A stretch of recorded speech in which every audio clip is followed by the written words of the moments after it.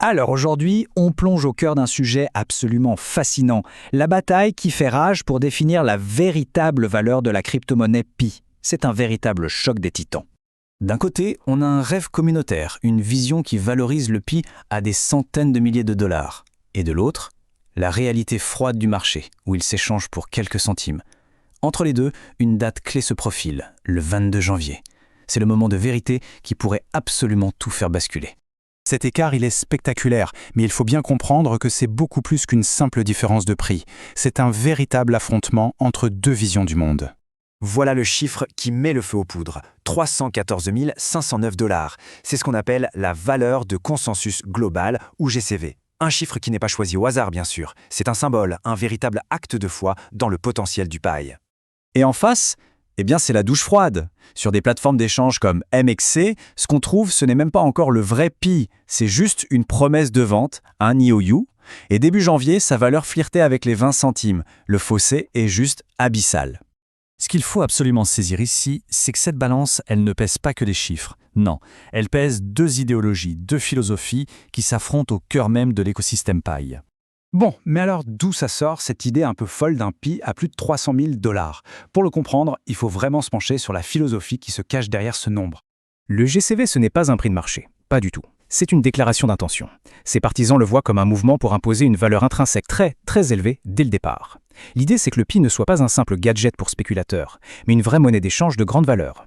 Tant que le réseau principal reste fermé, c'est un peu le champ libre à l'imagination. On peut rêver à des prix stratosphériques. L'analogie est assez bonne. C'est comme avoir un tableau de maître dans un coffre-fort. On peut estimer sa valeur, mais on ne la connaîtra vraiment que le jour de la vente aux enchères. Bon, ça c'est la vision des militants, des rêveurs. Mais en face, il y a la perspective des marchés financiers. Eux, ils sont beaucoup plus pragmatiques, ils se basent sur des données concrètes. Alors voyons ce qu'ils en disent. Pourquoi ce prix est si bas ? D'abord, on l'a dit, ce n'est pas le vrai Pi qui s'échange, c'est une reconnaissance de dette. Ensuite, et c'est un point crucial, les analystes s'inquiètent de la centralisation du réseau. Un nombre très faible de nœuds validateurs, ça veut dire qu'une poignée d'acteurs pourrait contrôler le réseau.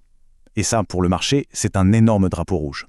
Pour le marché, la discussion est simple. Avant même de parler de valeur, il faut parler de technologie. Le fameux protocole V33, c'est la base, le prérequis non négociable. Sans une fondation technique qui soit mature et vraiment décentralisée, toute discussion sur le prix reste de la pure spéculation. Justement, parlons-en de ce protocole 23. C'est lui, le moteur technique, le catalyseur qui peut potentiellement tout changer et tout débloquer. Alors concrètement, qu'est-ce qu'il apporte ce V23 ? Trois choses essentielles. D'abord, l'activation des smart contracts, ces contrats intelligents qui automatisent des transactions et permettent de créer des applications.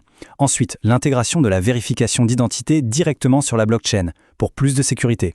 Et enfin, et c'est le plus important, il prépare le terrain pour un réseau totalement autonome. Pour faire simple, on peut imaginer un grand bâtiment administratif. Avant, il fallait passer par un employé à un guichet central pour faire valider chaque papier.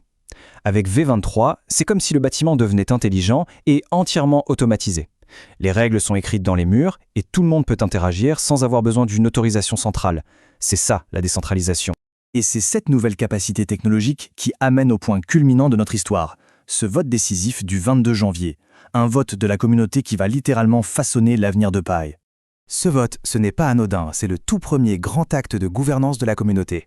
La question de fond, c'est est-ce que le réseau devient vraiment autonome ou est-ce que la fondation qui l'a créé va garder une forme de contrôle ? C'est un vrai choix de société pour l'écosystème Pi.